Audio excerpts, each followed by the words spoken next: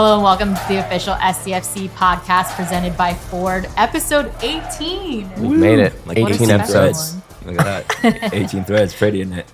We've got a really special episode for you, but first off, extremely special because we get to welcome in Claudia Pagán, host and reporter for Sports Golazo. Spent nearly a decade at DC United, tons of MLS experience, and also the wife of our very own Luke Jacobson, head of human performance at SDFC. Welcome to the show. Thank you. Thank you for having me. I'm trying to make sure I stay close to the mic because sometimes I just want to chill back here. Thank you for having me. I'm super excited to be here. It's nice with my husband having come to a West Coast team because I'm like, okay, I'll keep my East Coast team and then I got my West Coast team. So let's do it. But he gets the better end of the deal because I live in Connecticut. We were all talking about it before. He's got the beach and I do have trees. I've got the suburbs. It is beautiful. I do have the seasons. Yeah, I heard about those. I It's like do. 4 of them. I've heard about those. All 4 of them, whereas here you guys just have hot, and a little less hot. Yeah. So, yeah.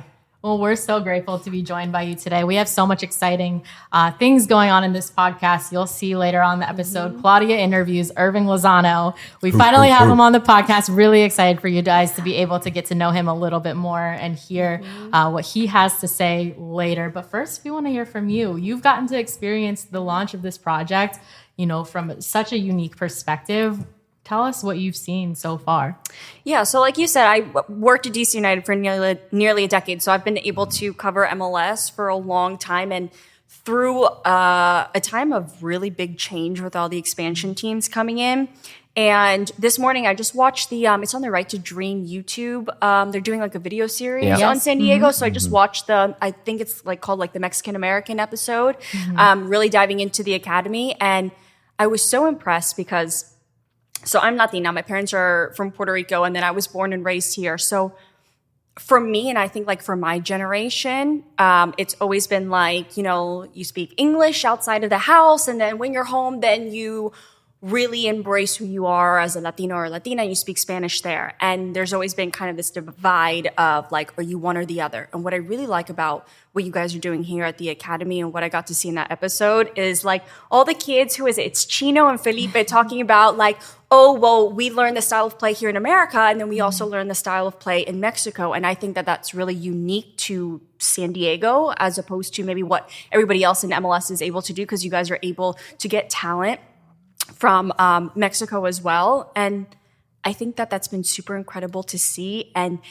to me, it's so funny because when San Diego was coming and you saw all the talent make their predictions, I think everyone picked San Diego We've talked 14. about that. You guys probably A lot of their former teammates, actually. You guys got me on the fridge. Yeah, exactly. Trust me, my husband will bring it up. I think we just talked about it 2 weeks ago. He sent me a picture of it. And I'm like, It's okay. funny. I just had my fantasy football draft with some of my Red Bull guys. And as you know, a lot of the Red Bull guys are now in the media. Sasha, Dax, Bradley Wright Phillips. So yeah, I brought it up to them and they were just laughing about it. We all had him pegged for last. I was like, at least you had an opinion, but it wasn't a very good one. But it was wrong. It was. And I think so many people, at least from what I've experienced and what people maybe set such lower expectations for San Diego is because you guys were bringing in players that nobody really knew about. And they're like, okay, well, what's Right to Dream? What are all these clubs? Where are these players coming from?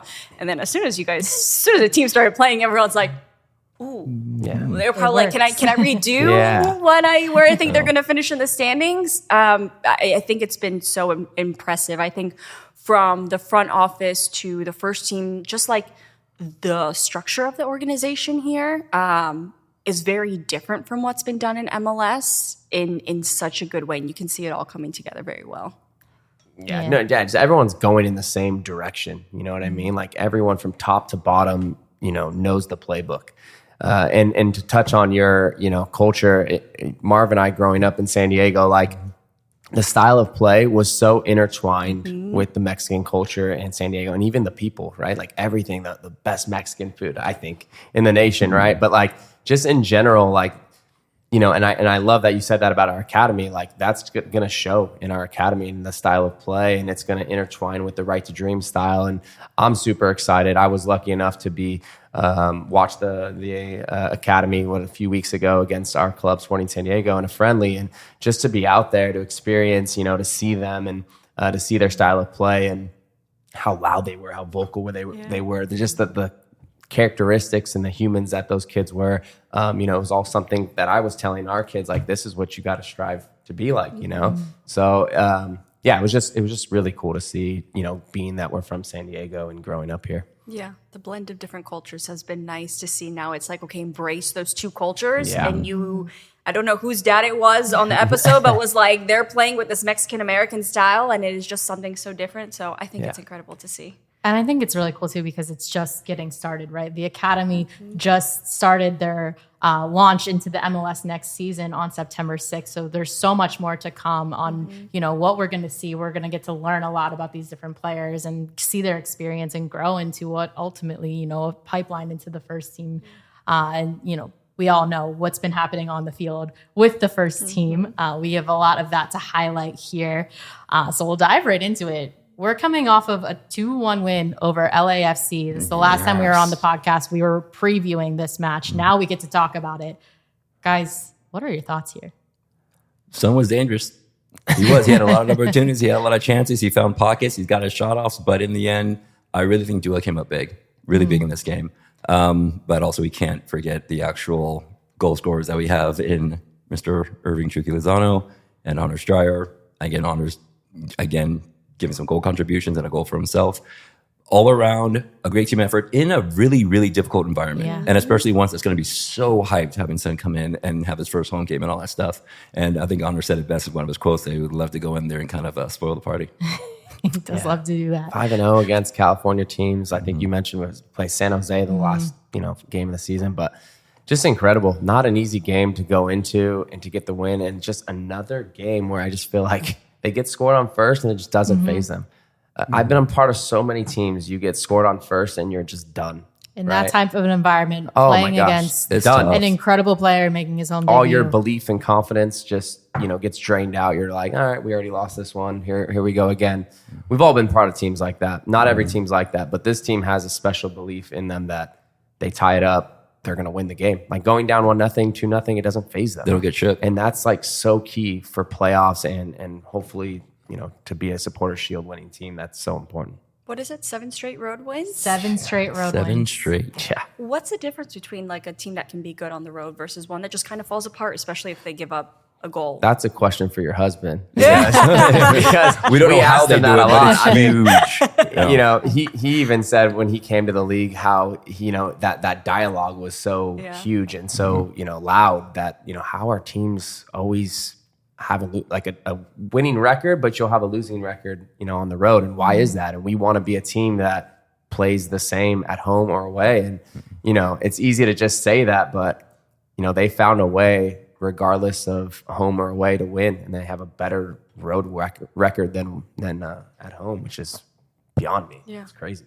Yeah, I would say when I first came into the league, I would say it wasn't expected that you'd lose, but you wouldn't get all 3 points. You'd be happy with like anything, a 500 record on the road. Like, so happy. I think in this regard, I think SCFC almost uses that to their advantage, where they might think they go into someone else's home and they kind of have that air about them, like, all right, we're going to win because we're at home, we have an advantage. Then SCFC just kind of knocks in 1 or 2, and then all of a sudden like, wait, we're supposed to be winning. And then kind of time works against them, and they get caught off guard, and then we just end up winning the match. And provide some context for what 7 straight road victories means for the MLS. Is the only other times that has happened is 2024 FC Cincinnati and 2022 CF Montreal in this modern era of the MLS. So SDFC has the opportunity to expand that. There's multiple more road matches, left in the season. So to be able to do something like that in your first year and kind of have that energy to go into another team's home atmosphere and be disruptive, I think is really impressive. Yeah, that's a hard record to beat, and one that like you can really hang your hat on at the end of the day and say, oh, in their expansion year, they won 8 on the road in a row. Right then and there, they had an amazing season. Early on, when we've done kind of our interviews with the assistant coaches that come in, I think mostly Kelvin, he would say that, every time there was a bad play or something to work on, it's just a learning experience. If we lose, it's a learning experience. Early in the year, we lost 3 in a row on the road. Mm-hmm. They fixed it. I don't know what they did. I don't know what they said. I didn't know what weaknesses they saw, but they completely wrapped that up. And now there's a winning streak going on our way. So I don't know what's going on in that locker room, but it's working pretty nicely. 17 wins for this team. That is tied for the most wins by an expansion club, which was set in 2023 by St. Louis.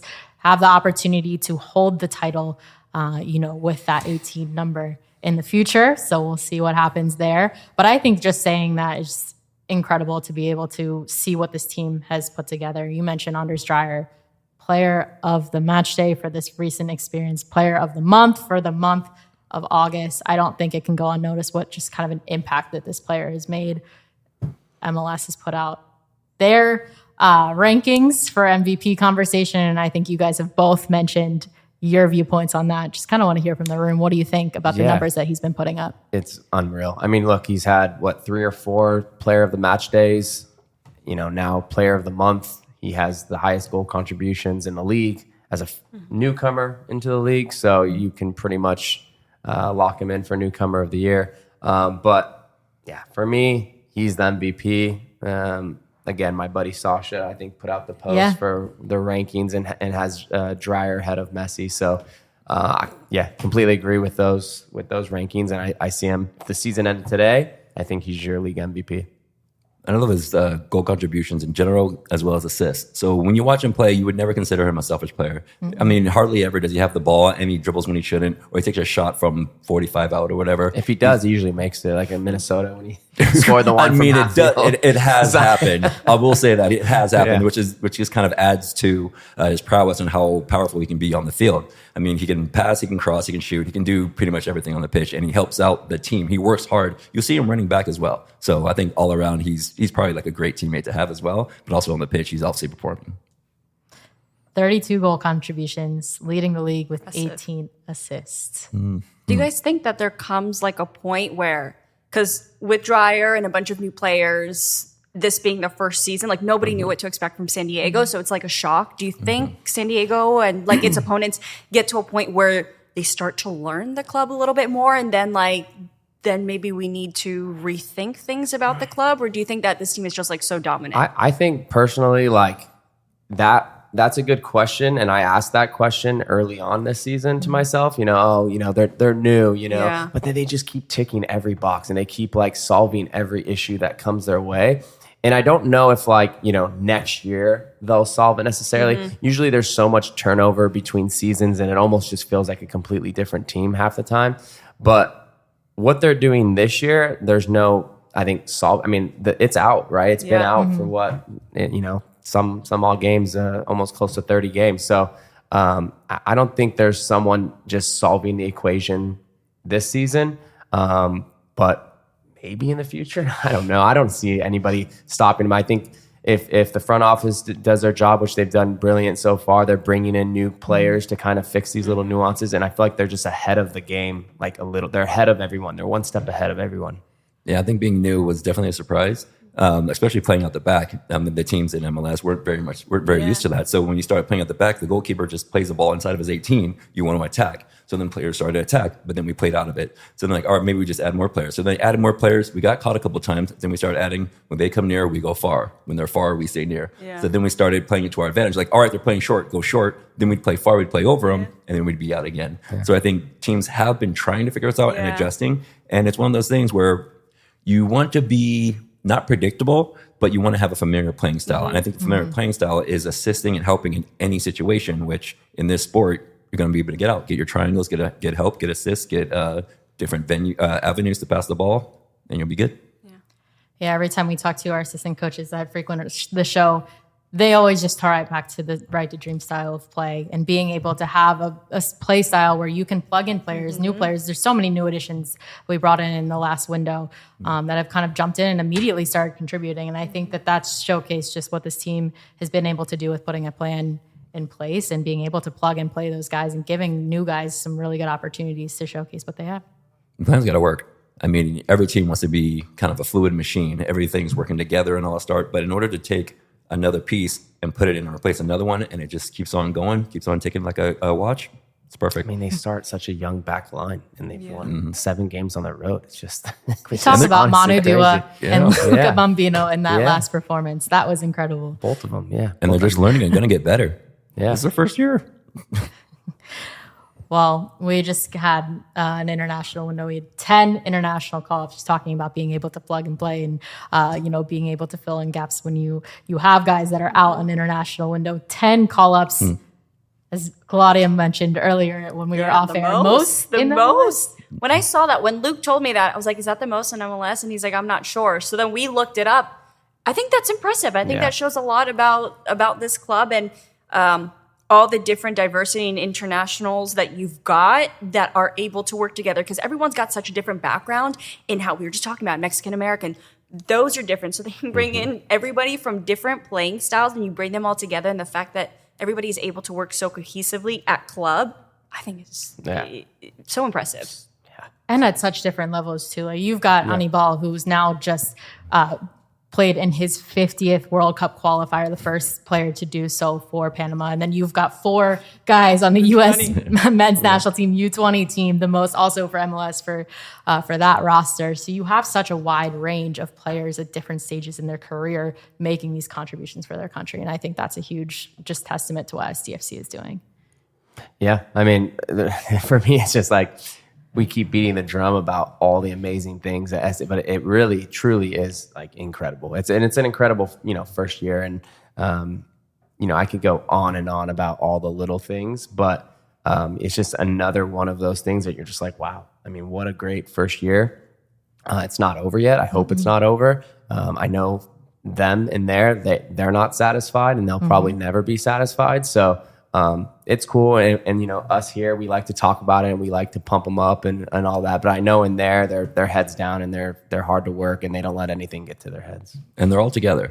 Definitely one thing that I've heard that consistently through every player that's come out, every coach that's come out and spoken to us, it's a very family unit. And they're all working for each other. They know if I play better, then the team's going to be better. And then they talk, they communicate. They're just very familial. And then they go play golf. Do you see that watching the games from afar? Obviously, you have a very close tie to the team as well, but do you see that sense of togetherness? I see that, and I'll say that I've worked with different teams in different sports, and I feel like what you see is also like maybe you see all the Latinos together, maybe you see people from like all their different countries or whatever, just kind of together when they're eating food or like in training and stuff. And I watched a little bit of training and everybody was mixed and matched together. And I think that says a lot, because you might have players who might not be able to speak the same language, but they're still able to communicate and like they will actually all just congregate together instead of instead of forcing each other, they're like, no, let's all train together, whatever it is, all sit together to eat. So that's what I've seen from the outside perspective. And I think that plays a lot. Because if it's not right in training, even in the meal room, like that definitely shows on the pitch. Mm-hmm. Well, we've got so much more coming up for you in the show. We'll dive into tactics with assistant coach Kelvin Jones. And then Claudia will host an interview with Hirving Lozano. Really excited for you guys to see what else is up in this episode. So stay tuned. It's the summer sales event with the Ford Groom. Sam, 30 seconds on the clock. The Ford Summer Sales Event. Great time to buy. Correct. What do we have amazing deals on this summer? Ford trucks and SUVs. Is Ford America's all-time best-selling auto brand? Let me think. Yeah, it is. 3 for 3. What do I win? You get to work at the Ford Summer Sales Event. Amazing. I think I was going to do that anyway. You betcha. Based on Automotive News Almanac historical data and industry-reported sales data from 1909 through 2024 CY. As the official specialty insurance partner of San Diego FC, Palomar offers standalone earthquake insurance that protects property and peace of mind. It's crucial to be prepared. Visit plmr.com or contact your insurance agent for a quote. Palomar, reimagining specialty insurance with innovative, creative solutions. Welcome back. We are joined by assistant coach Kelvin Jones. Good to be back. Great to have you back. So we're here yet again after a comeback road win, previewing or recapping our win versus LAFC. Last time we talked to you, we had a come from behind victory over San Jose, so it feels very similar. Seems to be the running theme. What can you tell us about this match? Just a really good football match. One, two really competing styles with some really fantastic players on the field. And then even before you get into the matches, just the atmosphere is unbelievable. You got Sun's first home game. You've got two competing cities with probably, I think, the top two fan bases coming into a building. So the atmosphere heading into that match was fantastic. And then again, you've got two really competing styles in terms of how they like to transition, and their front three are always dangerous. And our back line got tested. We like to keep a back line. We're brave to do so, and that's how they scored the first goal. But with that, we really controlled the amount of times, at least dangerous opportunities that they had to get in behind, able to go up. But then we also suffer in those last 10, 15 minutes because they're pushing for the game. We took our foot off the pedal a little bit, and dangerous teams like that, you're going to suffer at some point in the moment. We can't keep possession the whole time. So credit to them, but it was just an unbelievable game to be a part of, and again to 7 straight away matches, I think it is now. So to do the 7th one, I think it's a record tying in that venue in that manner. I don't think it gets much better than that. Yeah. I had a question. You touched on it a little bit. So the last 10, 15 minutes, right, was, if someone just watched that, you wouldn't say San Diego's a possession-style team. So when that is going on, when that's taking place, you guys are obviously up 2-1. How much of your style of play are you still emphasizing? Or at some point are you guys like, all right, it's just not working right now. Let's just pack it in for the last 10 minutes and just get away with the victory? Or are you guys still like, hey, we still want our goalie playing out of the back. What do we do? And just kicking it. Like what goes through? What's the message you guys are sending to the players? Yeah, I think at some point the players trying to make the decision on the field in terms of we're suffering too much, and you saw TJ start to go kick it long, and you've got to give the players the ability to do so because they're the ones that feel the rhythm of the game. But for us, it was always continuing to do what we wanted to do. The subs that we made were to hopefully help us maintain and get back a little bit of rhythm of the game in possession. It's a tough game for those guys to go into where it's going 100 miles an hour and you're having to defend, and then it is open to transition quickly. You try to transition quickly and then you lose the momentum again. But the thought process for us is we felt that rhythm change, and we wanted to get some more feet in the game to help slow the game down and get back in possession and tilt the balance of the field up. And then you make those changes, things happen in the first 5-10 minutes from there, and you're like, all right, we need to make some more changes. That didn't quite work. So you make a couple more changes knowing that at that point you're probably putting in more fresh legs because you're going to have to defend a little bit more. We ended up changing to a back 5 because they were quite dangerous. And that's not something you guys have done often, if anything, right? No, maybe a handful of times, if that. But to their credit, they were quite dangerous in getting around our block. So we switched to a back 5 to widen our line a little bit to help prevent those, and then they were dangerous in other ways, but we were able to at least nullify that. That's the chess match that is football, really. I know that we're trying to play the same no matter we're away or if we're at home, and we kind of see that. But mostly that usually comes about when playing offensively. We want to play the same. We want to have the confidence to play out the back, have the short passes and all that stuff. But even so, when you're going to a place like LA and you know how the front three are so dangerous, are you saying, all right, these three defensively, we're going to have to switch things up just a little bit, or try to cut this off, or try to put pressure up here in order to try to nullify their attack? So you do switch it up a little bit, because it seems like this team seems to almost thrive under pressure with the away wins, with going down and then having them just coming stacked on top of us. And it seems like we just eke out results each time. So defensively, how does that kind of work into like the strategy going into games? Yeah, the big thing is we won't change who we play or how we play. We want to have that wide back line. As you see, the fullbacks are wider and tilted in, so we can force everything inside. We want to keep that high line so we can dictate the space that they can play into. So hopefully, when the lines are closer, you're able to get more pressure higher up the field. But one of the reflections that we had at halftime is the back line could drop a little bit faster, maybe those first couple steps to combat them running in behind. But our bigger problem was we were unable to get pressure higher up the field. So they were able to then hit longer balls in behind. So we addressed the width of our midfield, our 10 Luca getting a little bit higher to press their right center back a little bit higher to prevent these balls from longer diagonals or from them to get around. So we didn't change anything in the way that we wanted to play. If anything, we were probably a little bit more aggressive because we know the timing of their runs in behind and they want to play a little bit more direct, that we wanted to keep this high line and keep CJ a little bit higher so we can control the space in behind. But our problem was our inability to get pressure higher up the field, which then left our back line. So it's almost like the longer their head's up, the longer they can kick the ball. So you put the pressure on shorter, they don't have enough time to look up, so you keep it lower and then they go for it. There you go. Yeah. I feel like we talked a lot on this podcast about just what these different tests have done for this team. But what is being able to gut through a performance like that do for, especially for that defense? Yeah, I think we continue to say it's this next man up mentality, and I think to be a player here, you're always going to get an opportunity. And Patty McNair got back into the lineup. It's a different back line.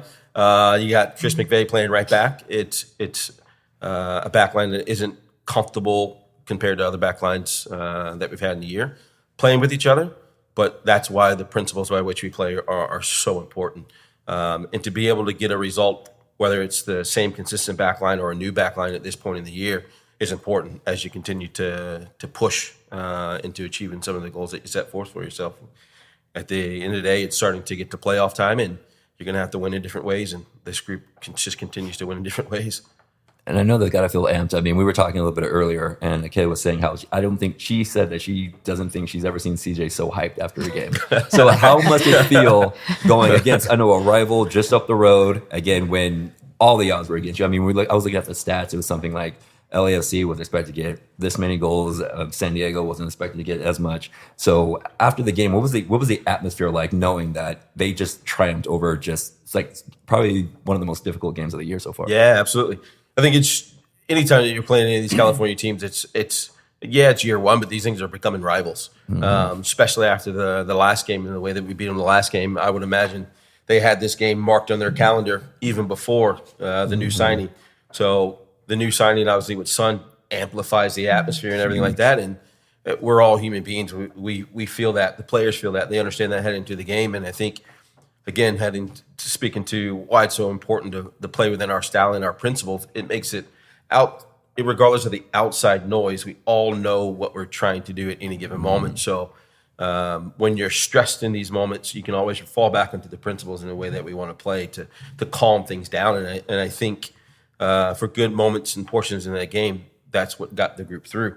And then when you get a result, no matter what or who it is, especially in that environment, you're going to be amped no matter what. Yeah. I think I went up to Manu and big bear hug and like we're flexing on each other as well. Like, Manu was hyped after this match. So that's sports. That's the beauty of sports and competition. Yeah, it's like the Sonny, the equipment manager's jumping on us and giving. Like, we talked about it before with San Jose when Franco came in, ran and celebrated with the group. That's the beauty of sports. Yeah, that's what's cool too. Is like I feel like SDFC has thrived on being that underdog mentality from the start to now 7 games on the road. Because most of these road games, you're not really favored. Let's be honest. Vegas doesn't have you favored most of these games, probably a few.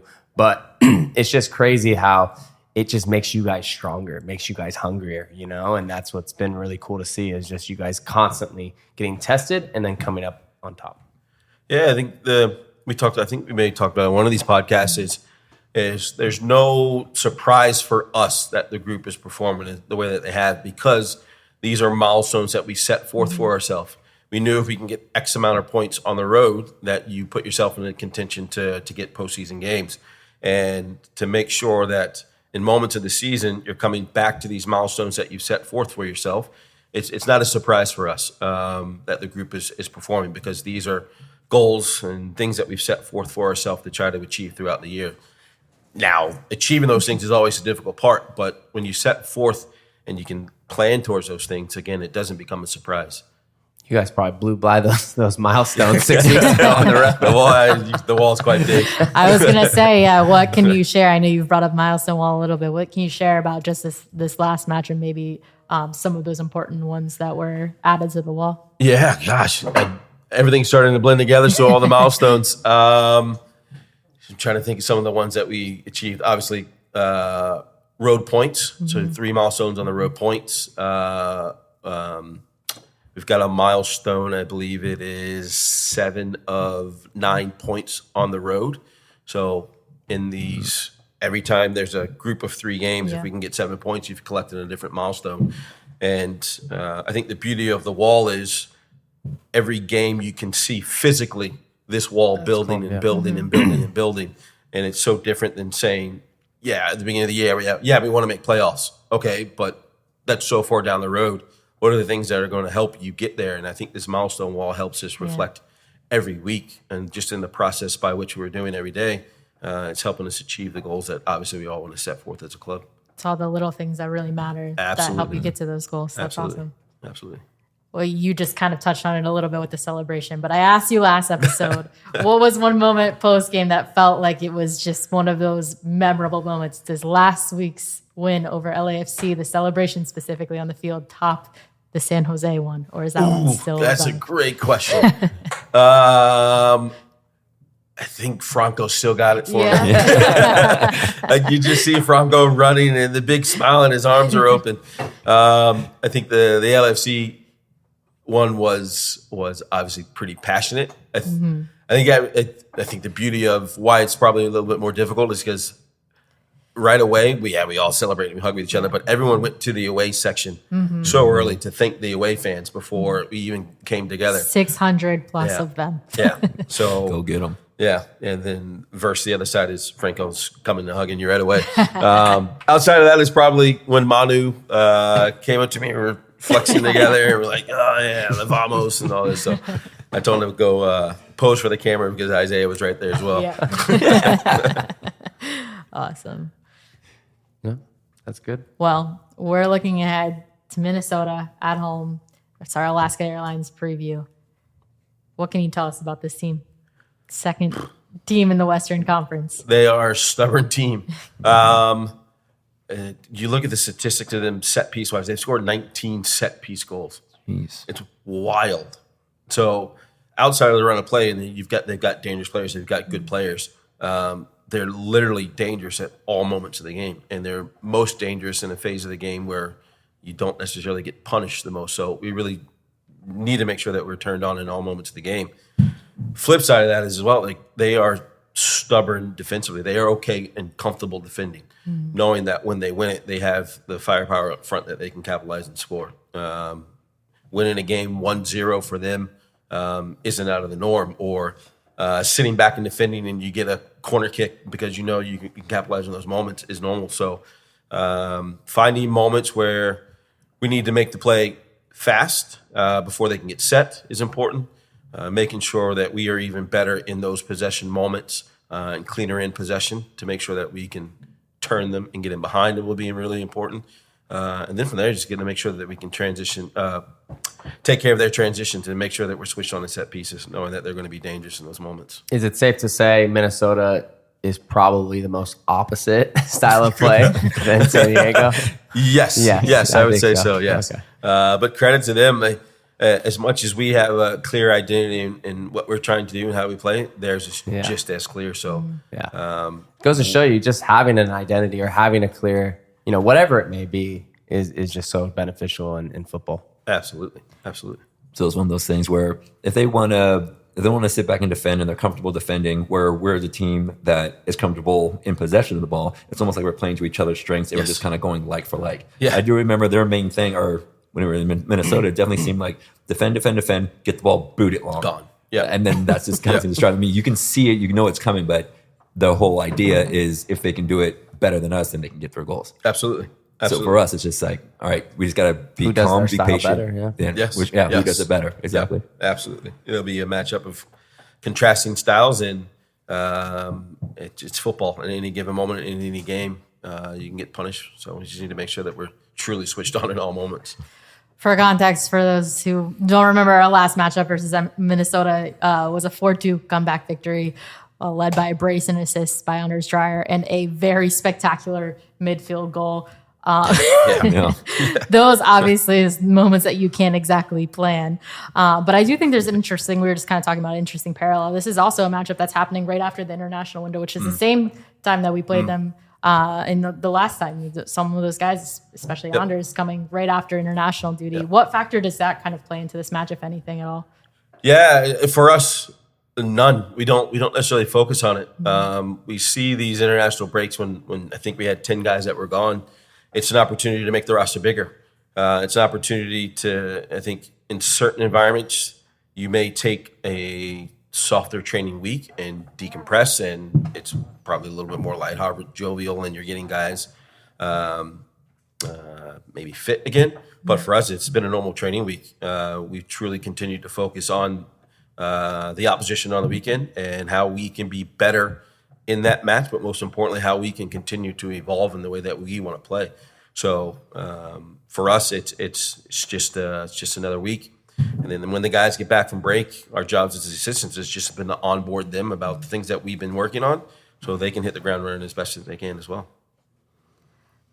Awesome. Well, we had something also exciting happen on September 6th. The Academy kicked off here. And so I just wanted to get your perspective as someone who's, spent a lot of time with the youth side of sports, and obviously you have your kids playing as well. Just what is the energy of just having this academy team and the kids here on campus done for the first team? Oh, it's unbelievable. It's fantastic to see these kids running around, or when we're out at the practice field, you look up at the cafe and the kids are up there watching. I can't imagine being a kid in this environment. And then they had their first game on the weekend, and I think they were warming up as we were getting off the practice field. Every coach is like, yeah, let's go over there and watch it.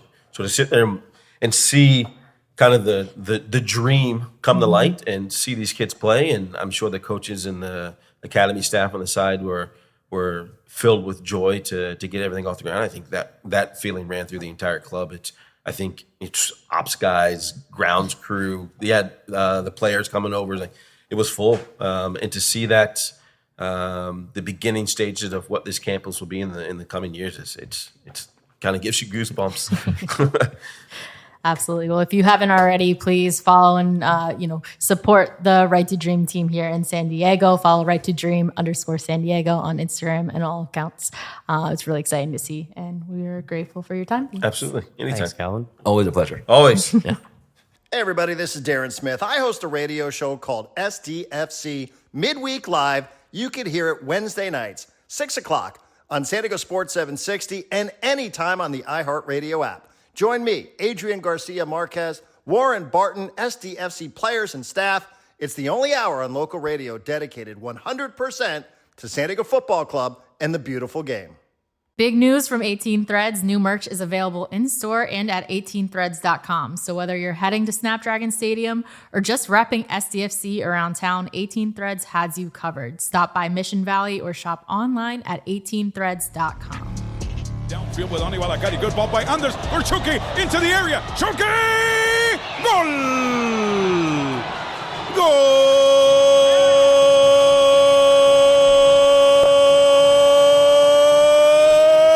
Chucky Lozano! Hirving gets into the area, and then he looks at the 32-52 and says, let me hear you. 1-1 at 33 minutes. Hirving Lozano. Empezamos. ¿Listo? Sale, ¿listo? Ok, bueno, vamos a empezar desde el principio. ¿Cómo comenzó tu camino en el fútbol? Porque tú dijiste que tú eras un niño flaquito con el mismo sueño que tenía todos los otros niños. Sí, bueno, yo pues desde muy chiquito, desde los 3, 4 años empecé a jugar fútbol en equipo. O sea, yo nací pues queriendo jugar fútbol. O sea, la verdad que siempre traía mi pelota, mi balón jugando. Y bueno, ya cuando empiezo a jugar en equipo fue más o menos a esa edad. Y bueno, pues empecé ahí en la escuela, con amigos, equipos filiales de clubes. Y bueno, después llegó la oportunidad de ir a Pachuca. Y bueno, ahí empecé a jugar un poco con Pachuca y bueno, ya después me tuve que quedar en Casa Club y bueno, fue a los 10 años que llegué a Casa Club, muy chiquito, separado de mis papás, un poco difícil, pero bueno, después hice todo el proceso de fuerzas básicas y bueno, gracias a Dios debuté, de ahí me fui a Holanda, luego a Italia, regresé a Holanda y bueno, ahora estamos aquí en San Diego. Y sí, bueno, cuando estaba chiquito era un niño más chiquito de lo normal de mis compañeros, ¿no? Siempre era el más chaparrito, el más flaquito. Ya después entre los 16, 15, 16 años, empecé a crecer, ya empecé a madurar más el cuerpo, más alto. Pero sí, cuando estaba chico hubo muchos momentos donde me querían correr de Pachuca porque estaba muy flaquito y muy, muy chiquito. ¿Y eso te dio duda? ¿Tenías duda que tú podías ser jugador por esa razón? No. De ser profesional nunca tuve duda, pero sí pues sí te entra así como tristeza, ¿no? Como Sí. diciendo, pues ¿cuándo me toca a mí? ¿Cuándo voy a crecer? ¿Cuándo esto? Pero bueno, yo creo que cada niño, cada ser humano tiene sus procesos y a mí me llegó pues un poco tarde ese proceso de crecimiento y bueno, así es, ¿no? Sí. Y cuando tú piensas en esos primeros días de tu carrera, ¿cuáles son tus momentos favoritos? De toda mi carrera hasta De cuando eras chiquito, cuando era era un chico, niño. pues yo creo que mis mejores, una vez que fuimos a Copa Nike en Manchester, jugamos la final en el Old Trafford y bueno, la verdad ahí fue una experiencia maravillosa, me encantó y bueno, ahí estaba, apenas iba llegando Chicharito al Manchester, entonces ahí lo conocimos, ahí estuvimos con él, la verdad que fue una experiencia muy, muy bonita. Y bueno, también yo conocí a mi esposa cuando pasé a la sub-17 de Pachuca. Y bueno, en ese momento quedamos bicampeones de esa sub. Y la verdad que ese momento fue padrísimo. Bueno, ese proceso. Una de mis cosas favoritas, porque yo no sabía por qué te dieron el nombre Chucky. Yo no sabía, no sé. Y después de leer, me eché risa porque tú dijiste que te pidía un permiso. Oye, te podemos decir Sí. Chucky. Y usualmente eso no pasa en esta cultura. Usualmente cuando tú eres niño te dicen, oye, gordo, oye, feo, oye, flaco. Y ese nombre se queda hasta la muerte. Sí, claro. Así que saliste bien con el nombre Chucky. Sí, la verdad sí. Yo no tuve ningún problema porque, no sé, en ese momento no sentí ningún problema en ese nombre y, bueno, en ese apodo. Y, bueno, la verdad que se acercaron dos compañeros y me preguntaron, oye, ¿te gustaría que te pusiéramos Chucky? Sí. Y, bueno, desde ahí, de ese momento, pues yo llegué a los 10 años. En ese momento, en los 10 años, me dijeron eso y ya después creció ese nombre hasta llegar al presi, a Jesús Martínez. Ajá. Y él no me conocía como mi nombre, me decía Chucky. Qué chistoso. Entonces ahí se quedó y la verdad que ha sido pues un sobrenombre muy especial porque mucha gente me reconoce por el apodo. ¿Y tus hijos, ellos saben por qué la gente te dicen Chucky? Sí, ellos sí. Tú le dices. Sí, claro, sí. Y ellos tampoco no tienen problema de que me llamen así, no, Sí. nunca me han dicho, ay, qué feo o Sí. algo, no, la verdad que no. Y bueno, a veces la gente, sí, ¿no? Le dicen a mis hijos, ¿no? La Chuquita a mi hija o al Chucky, al mini Chucky. Pero bueno, la verdad ellos tampoco no tienen ningún problema, creo que no lo ven de esa manera y bueno, la verdad es que es bonito. Ok, vamos a hablar ahora sobre San Diego un poco, porque cuando tú firmaste, tú mencionaste que este proyecto te interesaba porque se parecía mucho al camino tuyo. Así que, ¿cuáles son las lecciones más importantes que aprendiste en tus días en la academia que espera que los niños aquí aprendan en la Academia de San Diego? Yo creo que aprendí todo, o sea, ahí crecí porque llegué muy chiquito, llegué a los 10 años. Creo que llegué en mi infancia y en la adolescencia, la preadolescencia y la adolescencia. Y bueno, a la madurez, ¿no? Porque yo me fui de Pachuca a los 20 años a Europa y bueno, yo tuve 10 años de crecimiento ahí en el club. Y bueno, la verdad que me enseñaron muchísimas cosas, me enseñaron muchos valores, me enseñaron, pues me guiaron a ser una buena persona, me dieron escuela, me dieron comida, me dieron todo, ¿no? La verdad, todo, ropa, casa, hogar, todo me dieron ahí en Pachuca. La verdad que yo siempre voy a estar agradecido con Pachuca porque la verdad que me dio muchas cosas que ahora... Por eso soy quien soy, como tanto ser humano como futbolista. Pero la verdad que fue un camino difícil, fue un camino muy duro. Y bueno, la verdad que muy feliz del resultado. Y yo espero aquí, pues como dije, ¿no? Yo viví ese proceso y ver este proyecto se asimila mucho a lo que yo viví. Pero bueno, en este momento tienen pues, grandes instalaciones. En mi momento no había esas instalaciones tan buenas como aquí. Y bueno, ahora que los niños puedan disfrutar y vivir esta experiencia y que les den esa oportunidad de crecer como ser humano y como futbolista, creo que es una forma de darles una oportunidad a los jóvenes de lograr los sueños, ¿no?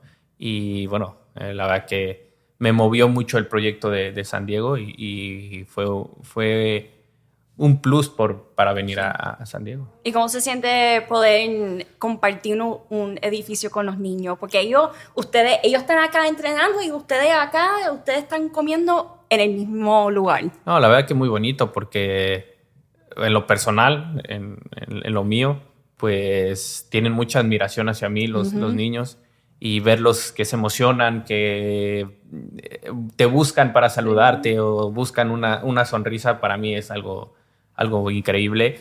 Y como siempre he dicho, a tanto los aficionados y a todos los niños, trato de darles o corresponderles esa felicidad o ese cariño que me muestran.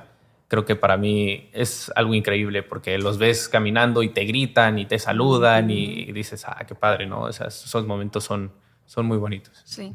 Ahora, tú dijiste que cuando te fuiste de Pachuca tenías 20 años, ¿verdad? Sí. Cuando te fuiste para Europa. Así que cuando te fuiste de Norteamérica, 20 años. Ahora vuelve a Norteamérica. Tienes 30 años ahora.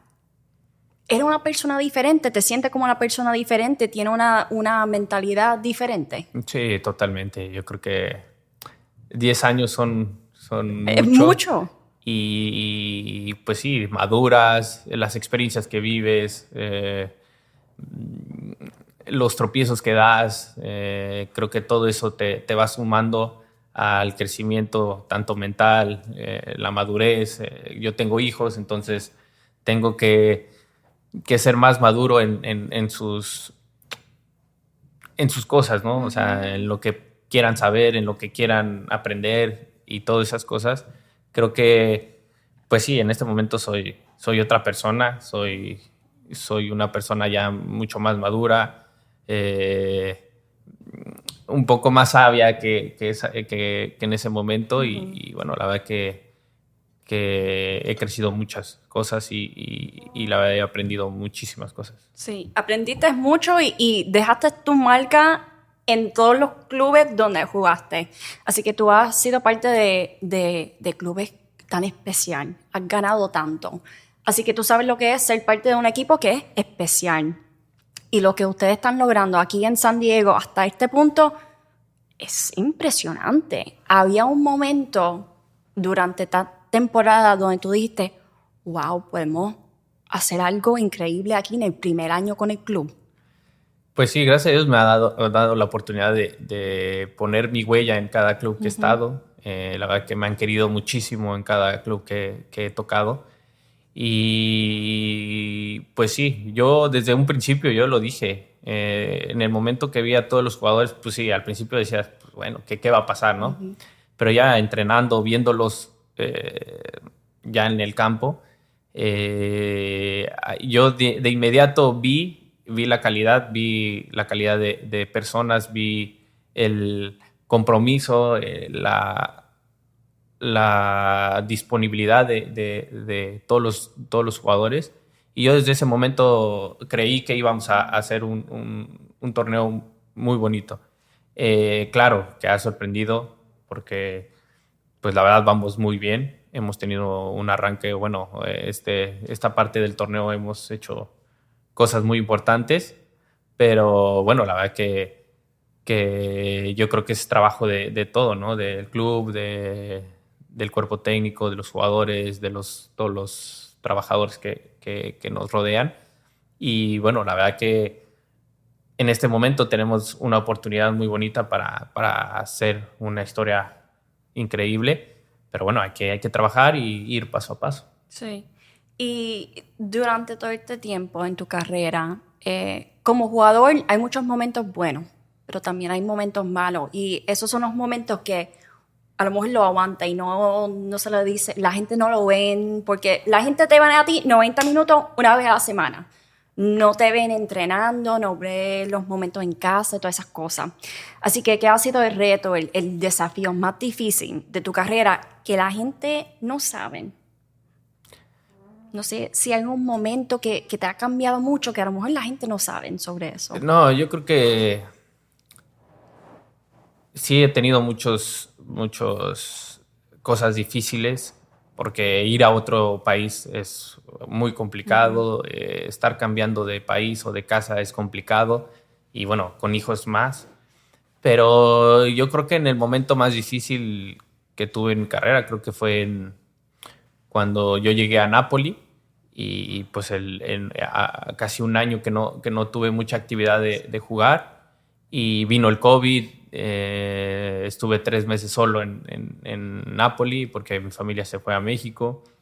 Entonces, yo creo que ese momento fue complicado, y creo que ahí aprendí muchas cosas. Ahí aprendí a valorar lo que yo tenía, y bueno, la verdad que eso me hizo crecer mucho y ver las cosas de diferente manera, ¿no? Y bueno, yo creo que también muy difícil fue la adaptación de mis hijos. Sí. En Napoli fue un poco más complicada, y verlos a veces en momentos difíciles, creo que eso me pegó mucho, ¿no? Sí. Pero bueno, es parte de la vida. Es parte de la vida, y tú has pasado por mucho como eso, que a lo mejor piensas, uy, ¿por qué estoy haciendo eso? Pero es esta carrera, porque es difícil, bien difícil no estar con tu familia y pasar por esos momentos, pero ahora estás aquí en San Diego, tienes la gente cantando, Chucky Lozano, everybody get it, Chucky Lozano. ¿Cómo se siente? Porque sé que ya tú has escuchado eso un montón de veces, pero es que ahora tú estás en un estadio lleno de tu gente, de mexicanos, cada semana cantando eso. ¿Cómo se siente? No, es increíble. Es un momento súper especial. Desde que nació esa canción fue espectacular, y cada momento que la cantan es un momento único, ¿no? Uh-huh. Y la verdad que les agradezco mucho a toda la gente que lo hace, que me da tanto cariño, que me sigue, que me apoya. Y la verdad que en esos momentos son momentos muy bonitos. Sí.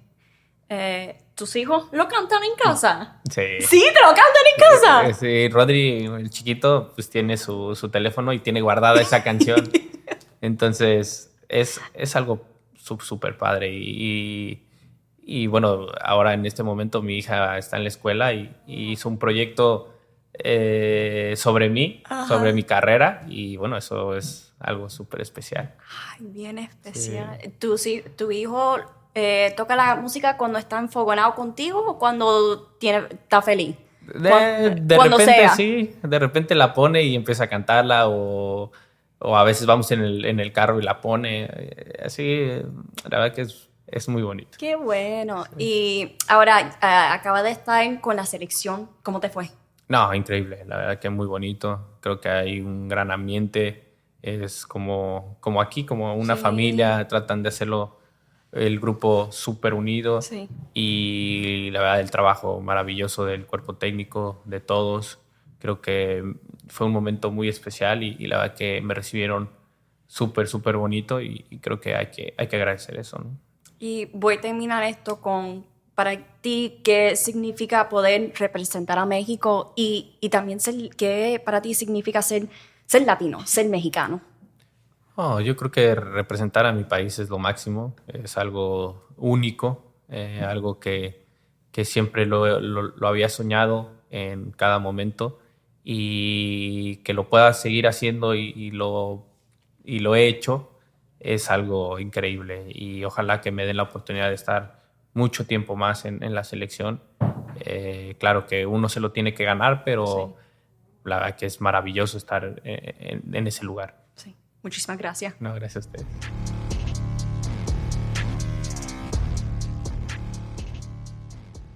All right, what a great interview that you just had with Hirving Lozano. Can you just give us the high points from your conversation with him? Yeah, so I've got my notes here because it was a really good interview. So, do you guys know where his nickname Chucky comes from? Other than the movie Chucky, but I don't know. So when I heard his name, I was like, okay, I think that's what it is, but I don't know. So yes. So when he was little, he would hide under beds and scare people.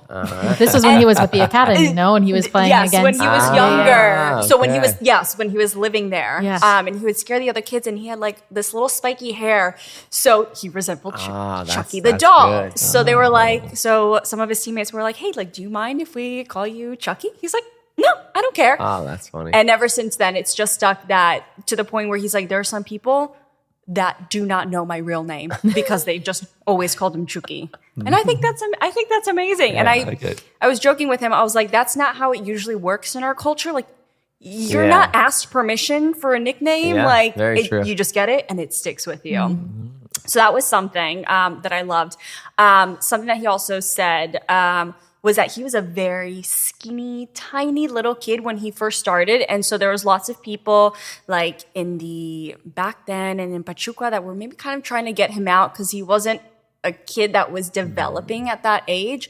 And so I was like, okay, well, did that kind of give you any doubts that you could be a professional player? And he said, no, it didn't give me any doubts, but it kind of made me a little sad because I was like, when is it going to be my turn to like grow into my body and get more mass and become a bigger kid?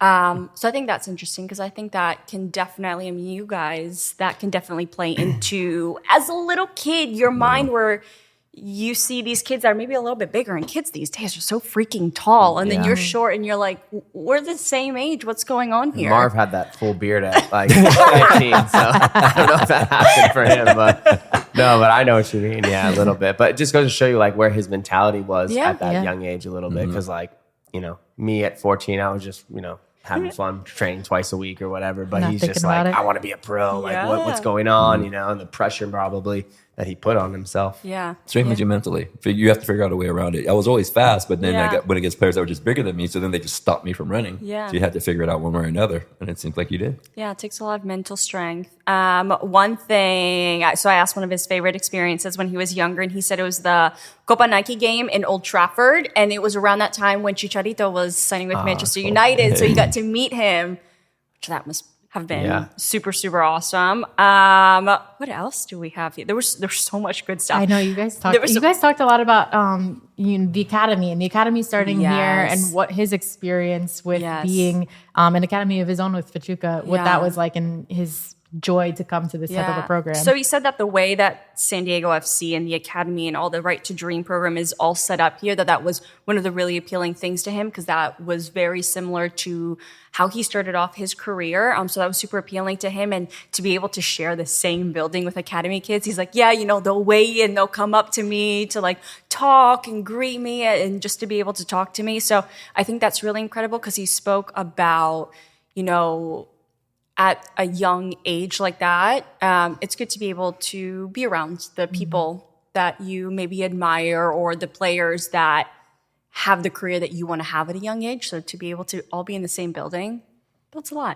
lot. My favorite thing was when nobody joined me in singing the Chucky Lozano song.